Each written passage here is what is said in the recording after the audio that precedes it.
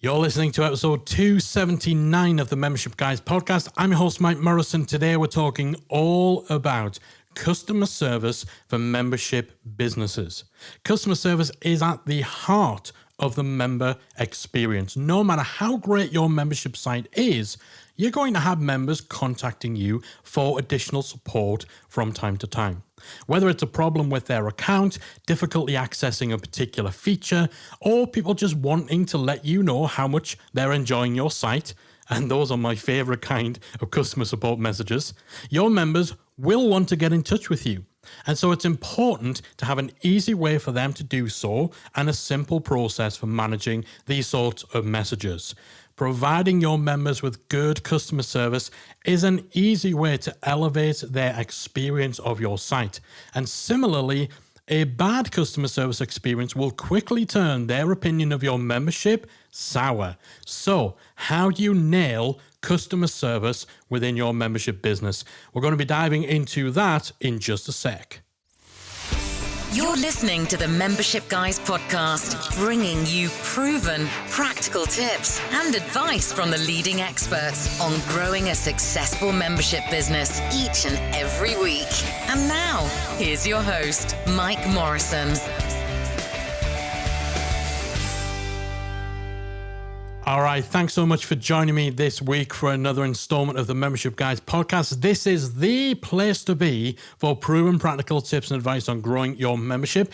I'm so glad that you're spending part of your day with me. If you are a first-time listener, first of all, congratulations and welcome. We're so glad that you found our show. Make sure you hit the subscribe button within your podcast app to ensure you do not miss a single weekly dose of membership advice.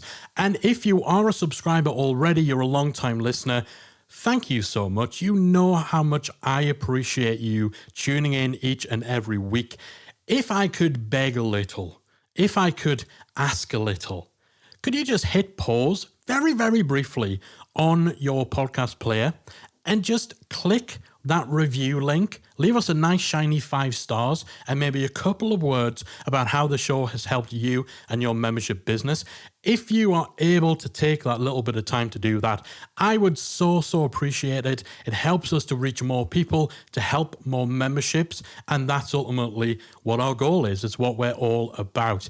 If you do have the time to leave us a review, make sure you hit me up on social media and let me know you've done it so I can personally thank you and I can shout you out. All right, enough begging, back to the show. We're talking all about customer service for membership businesses. Customer service can make or break your membership. As we said in the intro, if you provide a good, positive experience when someone does need to reach out to you, then that can elevate their experience of your membership, their impression of your membership overall. But someone who is quite happy with your membership, who then has a bad customer service experience, well, that can flip the script. That can turn a happy member into a raging, negative, disgruntled member who's going to go off and tell everyone how terrible you and your membership are. Think about how many times you've had great customer service and how many times you've had bad customer service and how that affects your likelihood to continue doing business with those companies and also how it affects what you say to others. So customer service is paramount, but the good news is it doesn't have to be difficult to get it right. So there's 4 steps that you need to follow to nail customer service for your membership. Step 1 is think about the different reasons, the varied reasons your members might need to get in touch with you. So the support requests that you receive might include someone having difficulty accessing their membership, maybe a feature on your website not working. So if you know that you've got a particular complex feature, or you know there's something where sometimes there might be some bugs on mobile or in a different browser, again, an awareness of that is important. Someone could be reaching out because they've just got a question about something that is within your content. So they're questioning the actual content and the material they want some follow-up info. Someone might also be contacting you if they want to cancel their account. Even if you've got a cancellation process in place on your membership, some people might not be aware of it, or some people might just think, I'm just going to email customer support, tell them I want to cancel, and leave it to them. You might also get people contacting you to provide you with feedback, good and bad. You're going to get support requests about account issues. So maybe people wanting to change their credit card details, people want to know if they can pause their membership, people who can't log in, or maybe they reset their password but didn't get that email. You're also going to get support requests from people who aren't yet customers too. So you'll get pre-sales questions as well. So you're going to have a variety of reasons why people are most likely to get in touch with you. And you'll find that as your membership goes, you start to identify some of the most common reasons that people are communicating with you. That might highlight some things that you need to fix. It might highlight some things that you perhaps need to clarify in your messaging, in your onboarding, or what have you. So think about what kind of support requests you're likely to get within your membership. Every membership is likely to get the ones that I've talked about already. But again, if your membership has a particular piece of software that all members get access to, what type of questions are you likely to get about that?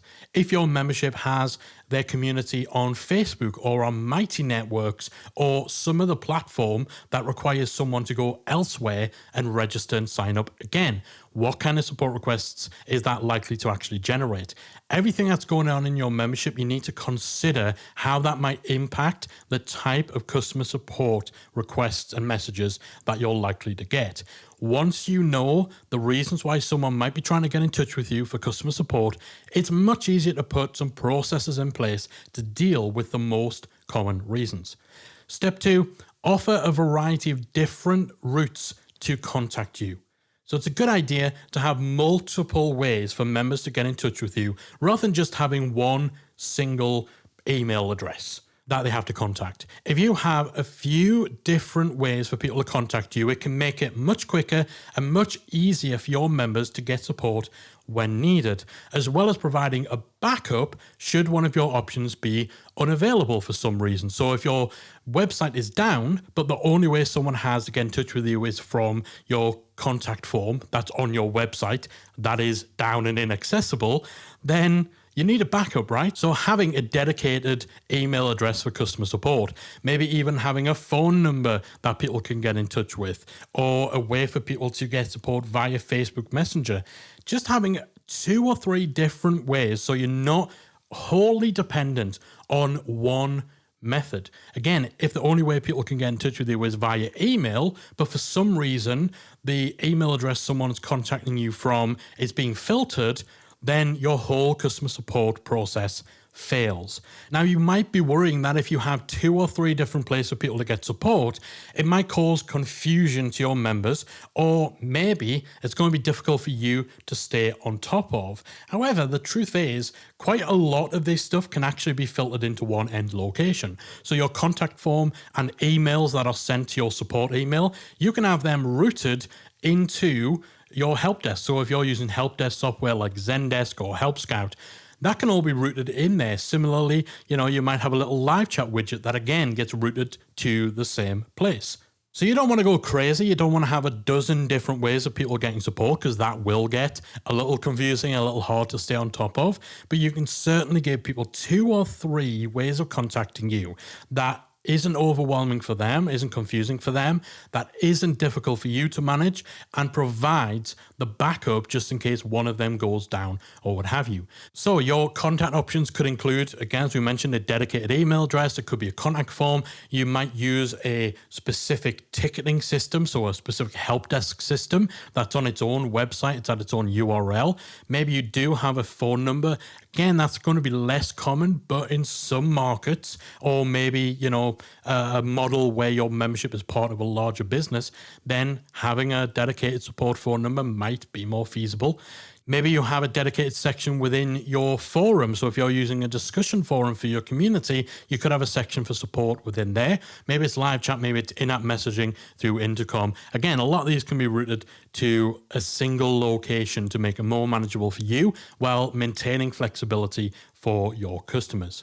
Because again, you want to make it simple for members to get in touch with you if needed. The last thing you want is someone cancelling out because they're having an issue, but they didn't feel it was easy to speak up or to have it addressed.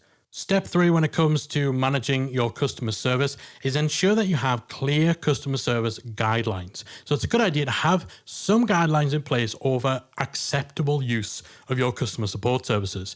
So whilst most members won't need these kind of guidelines, they can definitely help to avoid any confusion or any potential problems that could arise from someone using your customer support channels to send you emails asking for personal feedback or advice or coaching and stuff like that. So be clear about what your customer service and support channels are to be used for and what they're not to be used for. So for example, can members send you questions about content? If they want follow-up information to a course that they've watched, should they be sending that to your support email, or should they be posting that within your discussion forum? Is your customer support service just for questions about someone's account? Can they cancel their membership via your support form, or do you want to make sure you're directing them to your cancellation process or your cancellation page on your website? So having clarity on what your customer support channels can and can't be used for will definitely help avoid confusion and avoid any awkward situations where somebody types out a novel describing their situation that they want your advice and feedback on, and you have to reply to them and say, yeah, this is just for people who can't log into their site. Can you go and put that somewhere else? So have that clarity around your customer service, get those guidelines in place. More important than that, however, it's a good idea to set expectations as to when someone is likely to get a response, when they're going to hear back from you. If you only answer support emails between 9 a.m. and 5 p.m. Eastern Time, Monday to Friday, make sure that that is clear on your support form, on your help desk. Make sure that, when you show people that confirmation after they've sent in their support form, make sure you repeat it again. Yes, thanks for that. We've got your emails, gone into our service. Our support team is active between these hours. You'll hear back from us within 24 hours or something like that, right? So set those expectations, whatever they are, and make sure they're clear so that people aren't left waiting to hear back from you or wondering whether you got their message at all. Being clear on your availability and response time makes everyone's lives much easier. By managing expectations, your members will have a reasonable idea of when they'll hear back from you, and you won't feel like you need to be glued to your phone 24/7 just in case a member emails and needs an instant response. But while it's good to have these boundaries in place, you don't need to be a complete stickler. It can be good from time to time to break from those boundaries, from those restrictions. If your member sends you an issue on a Saturday morning and you have the ability to deal with it there and then, rather than waiting until your office hours start on Monday, then do so. If it's a quick fix, that's the difference between someone sitting there in frustration because they can't access their site for the whole weekend, and it would take you less than a minute to sort it out. Then don't stand on principle. It's a very, very easy win for you as a membership owner to just address that, even if it's outside of office hours. And actually, you know what? You're going to generate some goodwill from dealing with it faster than they're expected, from dealing with it outside of those office hours. So again, it's such a simple and easy win. Obviously, you're not going to need to do that, or you're not going to want to do that for everyone who emails you outside of your designated support hours. But for those quick and easy wins, then it can be worth breaking from those boundaries from time to time. And then step 4 for handling your customer service, we generally advise people to try and answer any queries within 24 hours. The quicker that you can deal with support issues, the better. So we're not saying you have to respond instantly. You don't have to respond within 10 minutes of receiving an email with an issue, but leaving responses for 3 or 4 days just isn't going to work. That's not going to be appreciated, especially if it's with things like having problems accessing your site. Now, you might think that it goes without saying. Perhaps to you, it's just natural to want to respond to support queries promptly, but you'd be surprised. I remember Callie telling me a story where she joined a membership site once where she didn't receive her login details, and it actually took the owner 8 days to respond to her support request and provide login access. Can you guess how that left her feeling as a paying member? Can you guess how long she stayed for? You may be getting a bit of a hint from the fact that several years on, this, I believe, predated the membership guide. So this is going back 6 or 7 years, and I still remember it. And it wasn't me that it happened to, right? So again, responding promptly is worth it. And we all know that life happens and that you can't, and indeed you shouldn't, feel like you need to be available 24/7, but it's about balance, right? If you know that you're going to be offline for an extended period of time, or if you have staff who actually deal with customer service, maybe they're going on holiday, and you know that perhaps this will impact the response time, the guidelines that we established in step 3, then just taking steps to make sure you have an alternative in place. You maybe bring in a virtual assistant who can respond to emails for you, even just to let people know that it's been received and that it might take a little bit of extra time, but that you're on it. Because the worst thing, I think, than having to wait for an issue to be dealt with is having to wait for it to even be acknowledged. If something is going to take you 48 hours to sort out, then that's fine. It is what it is. And if you tell me it's going to take that long, then that's fine. My expectations are set. Maybe it's not what I would have wanted. Maybe it's not ideal, but I'm clued up. I know what's going on. I know when to expect a resolution. If something's going to take 48 hours and I'm not aware of that, I'm going to be getting increasingly annoyed with each hour that passes. So again, even if you can't deal with things as quickly as you might want to, just making sure you actually acknowledge it, making sure that if there's a temporary issue with how quickly you can respond to stuff, you're taking steps to set expectations. Just managing expectations goes a long way and can make the difference between good and bad customer service. So following those 4 steps is going to help you to just be better all round at handling the customer service side of your membership. Really make sure you've thought about the different reasons members might get in touch and that you're prepared for that. Identify the most common reasons. Try and preempt this stuff. Make sure you have 2 or 3 different ways for people to contact you. Ideally, some acting as backups. So if there's a problem with your website, or if you have a member contact form that requires someone to be logged in to your site in order to submit a ticket, obviously the fatal flaw there is if they can't get logged in, they can't access the member-only support form. So make sure you've got some redundancies in place. Have those clear customer service guidelines around what can and can't be sent into your customer support team, what your availability and response times are, and trying to answer any queries within 24 hours or less if possible. If not, just make sure that you're taking steps to manage expectation.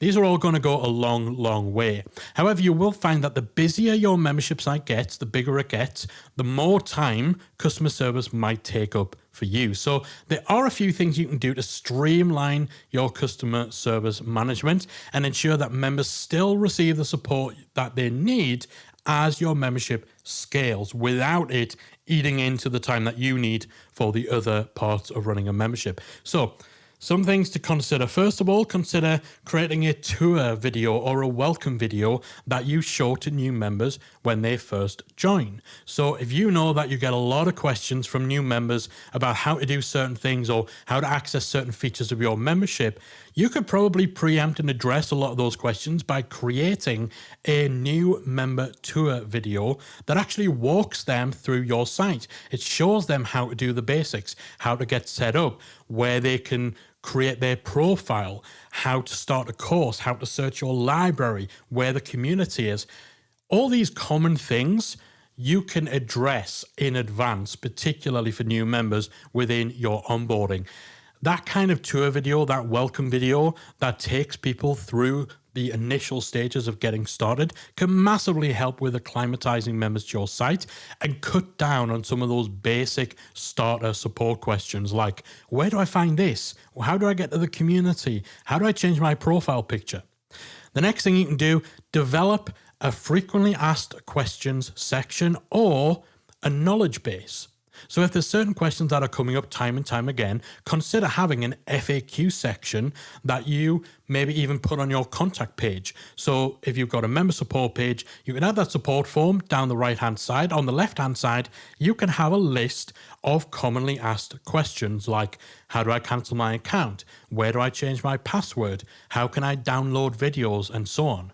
If you want to go further, you could create a more in-depth knowledge base, which can be more comprehensive than a frequently asked questions section. So let's say you've got dozens and dozens of frequently asked questions. Maybe there's particular technical elements to your membership. Then a knowledge base basically enables you to create a searchable database of those kind of questions. And again, you could link to that. You can have that sitting alongside your support form and make it really quick and easy for members to get the answers that they need. Third thing you can do to streamline your customer service management is to hire a virtual assistant or a community manager. So if your membership is scaling and you're reaching the point where the customer service is perhaps getting to be a little too much for you, it's eating into things like the time you've got available to create content, to market, to engage in your community, then it may be time to hand over the reins to someone else so that you can focus on the tasks that only you can do. In order for this to work really well, then it's a good idea to have specific processes and systems already in place so you can train somebody else up and so they can know what to do without having to run everything by you. So have a specific cancellation process in place. Have a specific refund process. You can even use help desk tools to actually pre-create canned responses, so pre-written responses for common questions that are going to enable other people to actually deal with a lot of these customer service inquiries with greater ease. Now, you're not going to be able to account for everything, but the more systemized that you can make things initially, and while you're the one dealing with customer service, the easier it's going to be to hand control of it over to someone else. The fourth thing that you can do to streamline your customer service management is to introduce self-service features to your membership. The more self-service you can use your membership site, the better. It saves your members time, it saves you time too. So a great example of this is cancellations. Most membership plugins enable you to have a process where the member can cancel their membership themselves from their account page. This is so much simpler than them having to email you at customer support to request a cancellation or to ask how they cancel. It's also really helpful if you can enable members to change their billing details themselves from within their account page, rather than, once again, having to email you and say, hey, how do I change my credit card? How do I update my PayPal address? And so on. Not only will this cut down on customer service emails, it'll also help reduce failed payments too. Someone's card has expired, someone knows they don't have funds on a particular account. The fact that they can go in, they can change their billing details themselves without needing to reach out to you is going to be helpful all around. Other things that you might want to make self-service for members would be the ability to upgrade or downgrade their membership, or even just changing their email address, their profile, their password, all these kind of things. They're not the sort of thing someone should need your intervention with. All right, so those are the 4 key steps that you need to take to get on top of your customer support management within your membership, as well as 4 ways in which you can streamline your processes to make all that stuff a lot easier to deal with. And it is well worth paying attention to this because, as we said, good customer service can be make or break. A lot of this isn't rocket science. Just have clear channels of communication, respond quickly, be helpful as possible, put in mechanisms and processes that try and preempt as much of these common questions, these common issues as you possibly can. And if in doubt, just try stepping into your member's shoes. Consider what you would want, what sort of support, what sort of experience you would want if roles were reversed and you were the member. Once you start thinking like that, you start putting your members first, you're on the path to good customer service, and that can make the difference between someone who loves your membership, who has nothing but good things to say about you, and someone who has been soured by a negative experience that one time they reached out to you for a little extra support and a little extra help with using your site. All right, that is it. Make sure you head to themembershipguys.com/279 to get today's show notes and any related links. Thanks so much for listening to the show. I'll be back again next week with another installment of the Membership Guys podcast.